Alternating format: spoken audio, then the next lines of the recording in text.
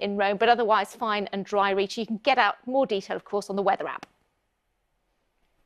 Helen, thank you. And that is tonight's BBC News at 6. Now it's time to join our colleagues for the news where you are. Good night.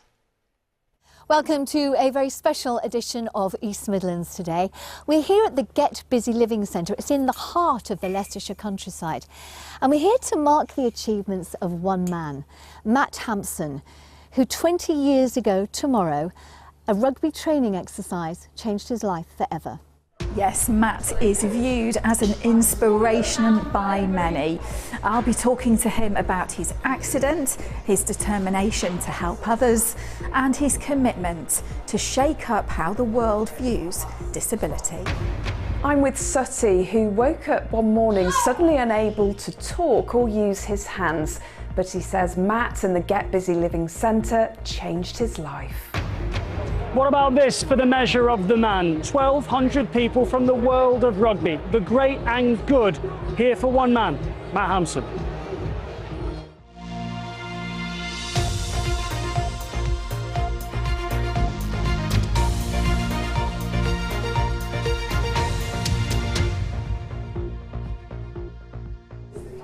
Hello there, good evening. Thanks for joining us. I'm Anne Davison. Yes, here we are inside the Get Busy Living Centre with the man himself, Matt Hampson. Thanks very much for having us here.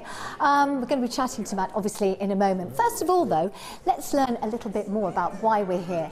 Now, it was 20 years ago tomorrow, in fact, when former rugby player Matt was paralysed from the neck down after an accident in training. But well, that wasn't the end, quite the opposite. It was actually the beginning of a journey which has led to the creation of this centre, which is fair to say really does rebuild the lives of others who've suffered a serious injury.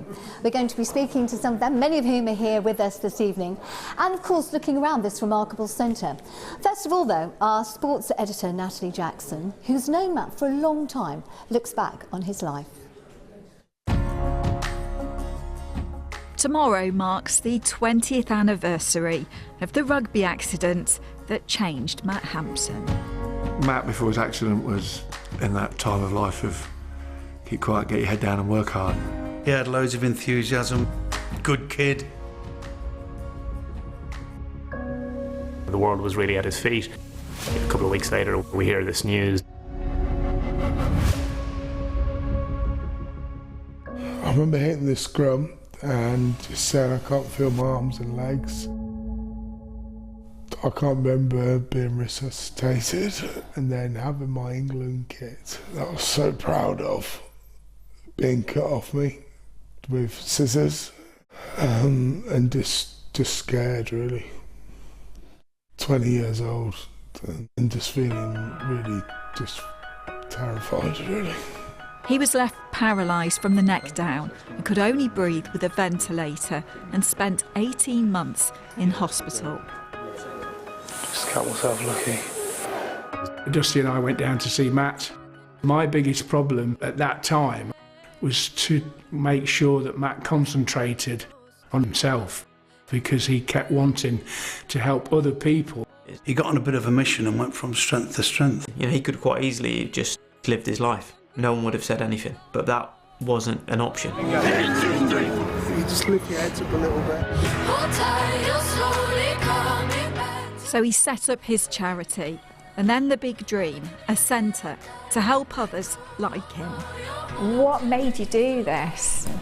Purpose, I suppose, giving something back. I don't think life is fulfilled if you don't make an impression on somebody else's life.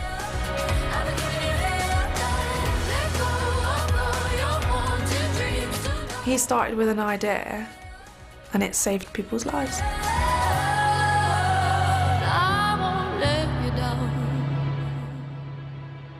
What you've done in the last however many months or years to fundraise for this building has been absolutely extraordinary. The foundation was set up to inspire and support young people through sport, and geez, he's done that in abundance. He has really pulled people out of a dark place. I don't know where they would be if he wasn't there for them. He gives people hope, makes you grateful for every minute you have. The beneficiaries are very special. So he's brought so many amazing people into my life as well. Matt himself what a human being he is. After my 5 months stay in hospital, I didn't even go home. I came straight here. The second I got out of the van, Matt was there. Class act in every way. He's done more as an injured person than he ever would as an international prop forward. He's got his degrees and his OBE and stuff, but he doesn't do anything for any reward. Everything he does is for the right reasons. It grows. I suppose it's a ripple effect. And you feel like you're actually getting somewhere and actually changing the world for disabled people, but also changing the world for a lot of other people as well. I'm immensely proud of what we do here, but there's always more.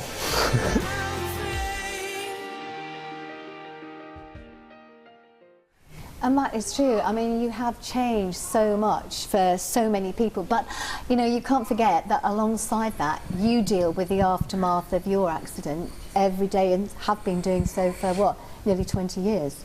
Yeah, absolutely. I suppose for me, it's just redefining myself and trying to find a purpose once again after my injury and finding a reason for why this happened to me. And this is why it happened. The Get Busy Living Centre. Yeah. And I mean, you have a team with you all the time, don't you? You need Yes, people with you constantly. Yeah, I have 2 people with me 24/7. And it is all about teamwork, isn't it? And that's, I mean, when you look around here, that's exactly what you see. Everybody's turned out, and it's just like a great big team here. Yeah, we are very much a team, a family in the community that supports each other. It is absolutely fantastic. And you know, we were saying as well that you're helping to change the way that people view disability, not just their own, but people outside looking in. Yeah, we're trying to change perceptions, trying to show people that you can live a great and fulfilled life after a serious injury or illness. And yeah, our beneficiaries are living proof of that. Yeah, I was going to say, everybody in here is testament to that completely. And you've had an awful lot to do with obviously the creation of this, but actually just the interiors and everything of this place. Yeah.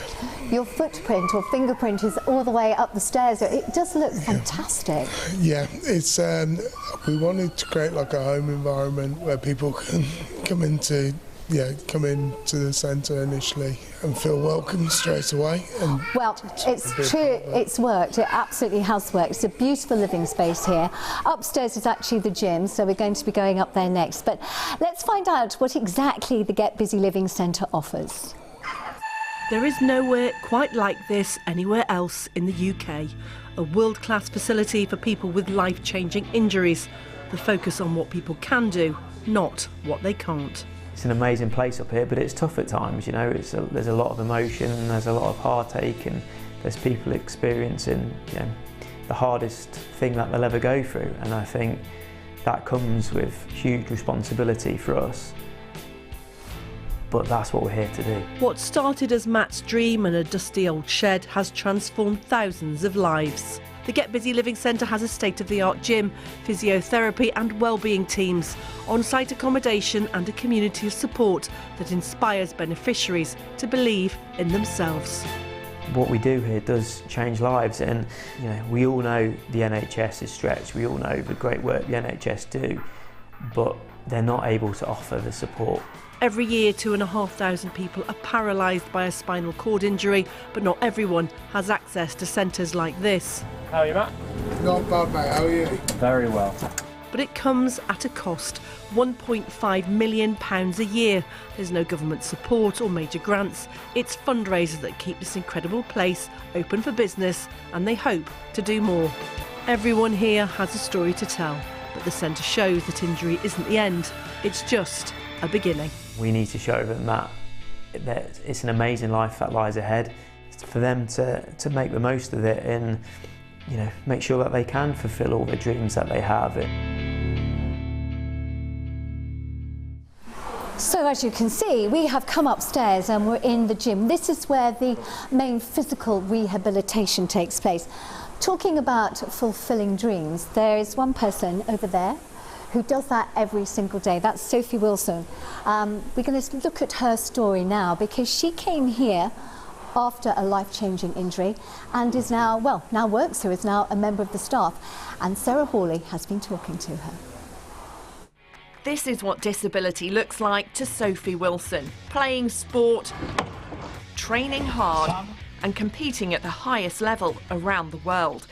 Last year, she took part in the World CrossFit Championships in Texas. Yeah! For Sophie Wilson. I actually came second, so I'm in the world? Second fittest in the world, yeah. I'm really proud of even making it over to Texas, but to win a medal as well. That's really impressive, yeah. Not only that, Sophie spent 5 weeks travelling around America by herself. I never thought I'd be able to do that again. In a way, I think it's the bravery that the centre gave me and the people I'm surrounded by that allowed me to be strong enough to go and revisit that part of my personality. The last time Sophie went travelling, her life changed forever. So I was 24 years old at the time. Never really knew what I wanted to do, so I thought, why not just go travelling? So I travelled to Southeast Asia. And whilst I was in Thailand, I took a dive into a pool, I hit the bottom and I broke my neck, instantly becoming paralysed from the chest down. Sophie had 2 surgeries in Thailand and flew back to the UK on Christmas Day 2018. Boxing Day, a consultant came and spoke to me and he said, this isn't an injury that you recover from, it's life-changing. And at 24, how do you deal with that? I lost all of my identity. I didn't know who I was anymore.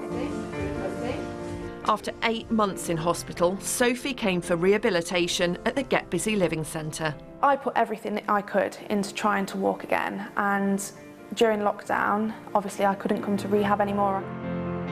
It kind of struck me then that I hadn't rebuilt a life and I needed to change it. I needed to do what would make me happy, not what would make me walk. Sophie now works here at the Get Busy Living Centre. The centre gave me confidence and now that's what I want to give back. There's so many opportunities, you just have to take them. I kayak, I've raced supercars, I've flown planes. People used to think life would be terrible if you're disabled, whereas now they see people like Matt and like myself and they actually look and think their life is amazing. And that's what's changing. People are realising that disabled lives are worthy as well. How proud of yourself are you? There's no limit to disability. I'm proud to be disabled and I'm proud to live this life that I do. And hopefully I make my family proud too.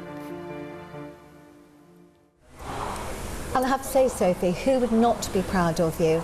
I am particularly proud of you, actually, because this woman has given up a skiing holiday to be here with us. So thank you so much for doing that. Now, I was saying you came here as a beneficiary, but yeah, member of staff now. I know. What an opportunity. So you're head of what? Head of operations? Head of operations. So I basically oversee the running of the centre, basically, and I make sure everything runs smoothly and that the beneficiaries are always going to be our priority and always from the heart. Yeah. I mean, everybody I've spoken to downstairs has said, oh, maybe I come here once a week, come here twice a week.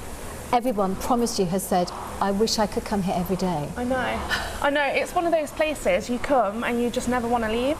And I honestly, even if I could walk, I'd still always want to be a part of it. And I can absolutely see that.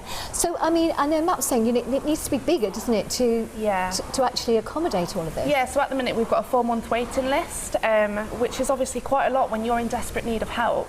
And there's so many people out there who could benefit from our support, but because we are limited, we can't offer that. And the thought that people would have to do this all by themselves is really scary, actually. Yeah, because the support here is phenomenal. It changes people's lives. And it's changed yours. It's massively changed I can't believe you just do absolutely everything. The other thing is, of course, this is all about donations. And a couple of weeks ago, an annual black tie fundraising event was attended by literally hundreds of supporters. There were so many big names there, actually including our own Charlie Slater. And everyone, round of applause please for Hambo.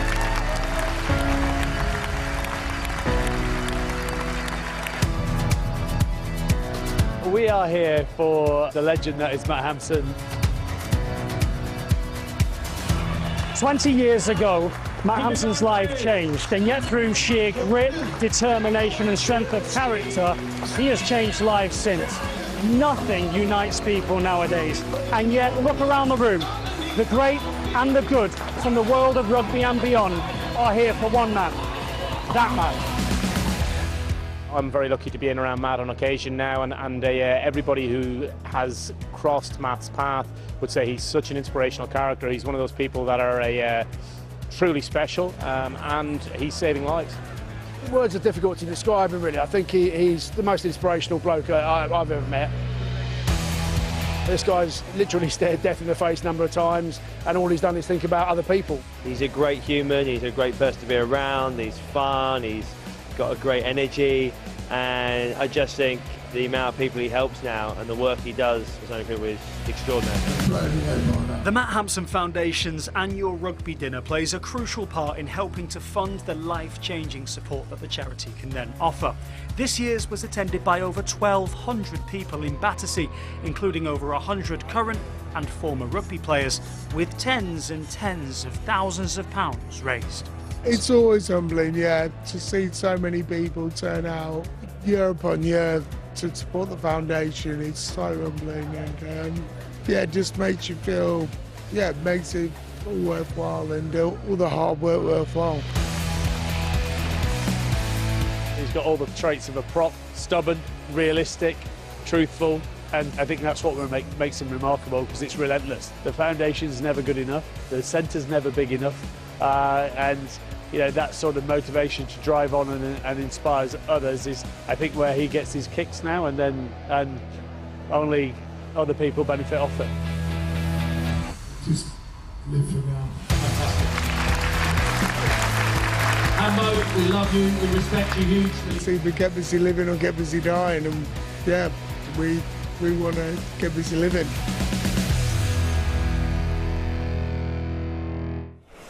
And we're back down again here with Matt. What a night that looked. Absolutely phenomenal. It was a really memorable night. And I know from other sources you had a great evening. Yeah. Yeah, There's laughter here, they know. Yeah. I mean, you must be so proud when you look. You see the faces, the people who were there supporting you. Yeah, it's unbelievable that people just turn out for us all the time and just want to support the foundation and get behind the work that we do. Yeah. And just want a piece of it, really. You have managed to, you know, get contacts everywhere. And I know a little bit earlier I was talking to Sophie and she said, you have people here from all over the world. Yeah, absolutely, yeah. We have people, yeah. Even as far as Samoa? Yeah, from Samoa. Ben Lear, yeah, came over from Samoa, came for the World Cup, and yeah, just wanted to see the foundation in the flesh and be a part of it. And you can't get it until you actually do see it in the flesh, because it has just such a great feel here. And it's not just supporting the person who's had the change to their lives, it's their whole family, it's everything, isn't it? Yeah, absolutely. I suppose when people initially injured, their families just want something positive, and they come here and they think it's the first positive thing they've seen since their accident. Yeah. Well, it's a great family atmosphere, but talking about that support, you know, as we said, so important, not just for the person who's had the accident, but for everybody who loves them, everybody who's around them. A little bit earlier, you know who I'm going to talk about, I spoke to one mum who's gone from being supported to being the supporter of everyone else. Look at that view, it's absolutely beautiful, and it happens to be Jill's back garden because Jill is the councillor here. Thanks for inviting us in. As Matt says, it's all about getting busy living, and you know that firsthand. Yeah, I do. 10 years ago this summer, my son George, when he was 17, was on a school rugby trip in South Africa, and he broke his neck. And from that moment of the first phone call, our life changed forever. How is he doing now? He's doing great, thank you. He is now an actor. He has been on Netflix. He's just starred with Rebecca Ferguson in Silo. I write, so he really is doing well. Hugely successful. So how did you make the shift then from, you know, the mum of a beneficiary to the counsellor for everyone? I realised as I sort of went through this my own journey post George's injury, that I realised I focused on what he can do, and I wanted to help others, and in helping others find their way, get busy living, to grieve and to accept and realise there is a life beyond a spinal cord injury. Just really briefly, I know it's ridiculous to ask this in such a short space of time, but you know, what are the main things that you say to people to help them, because it is such a difficult journey? It's okay, you'll be okay. and together with help from me and everybody at the centre, you'll find your purpose, you'll find your goal and live. Jill, thank you so much. Jill is a superstar, and I think everybody here would agree with that. She's here somewhere, but she is a bit of a star.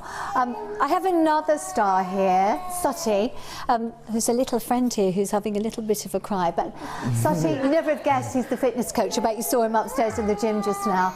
Sutty's story, though, that began really 17 years ago. Yeah. We're not going to talk about it, though, are we? Because Emily Anderson has been to the house with Sam, your lovely wife, and this little man, Mr. Cruz, who's not too happy with us. Shall we leave your story to Emily? Yeah, here she is.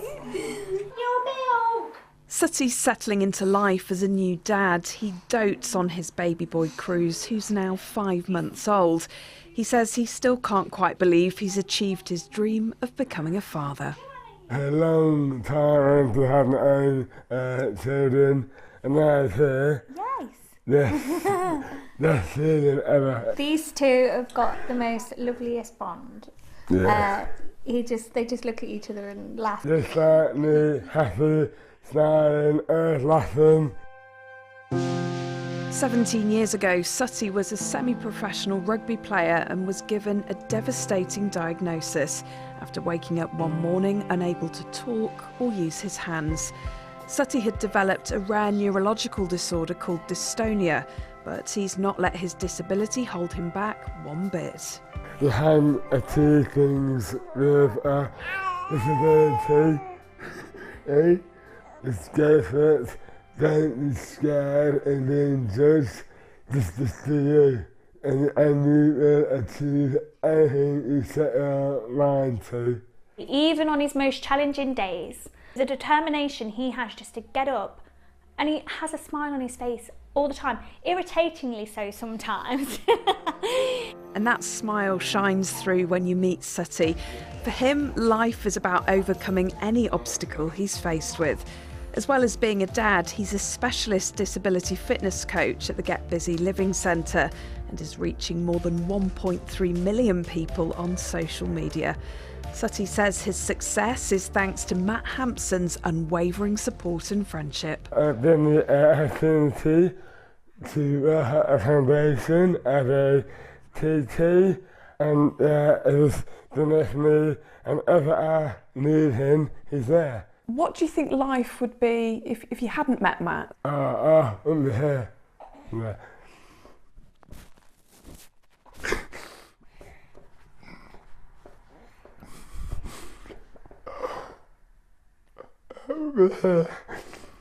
Then he has a life. Yeah. I owe Matt so much.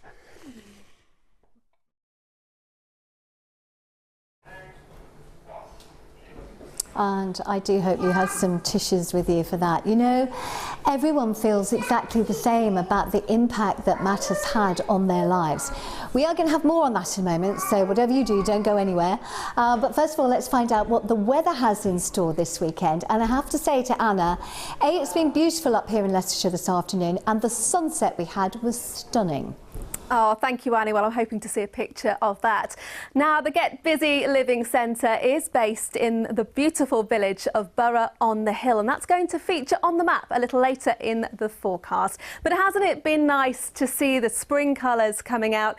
This carpet of crocus here in the cemetery at Hena, spotted this morning. Thank you very much to our weather watcher, D Long, for sending that in. Now, over the weekend, we'll see less showers. We've got high pressure establishing itself through Saturday and Sunday, keeping us largely dry. It will edge away out to the east as we go into the start of next week. That will change the wind direction and will introduce some warmer air actually as we go towards the middle of next week. So it's all change over the next few days.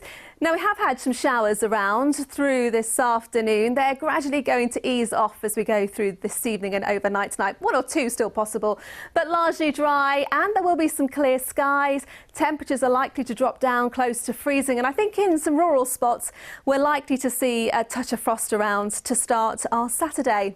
Saturday itself, although there's a chance of a rogue shower, it's looking like a largely dry day. Lots of sunshine through the morning, a little bit more in the way of cloud as we go through into the afternoon. Still that northeasterly breeze and temperatures below average, highs of 8 degrees Celsius.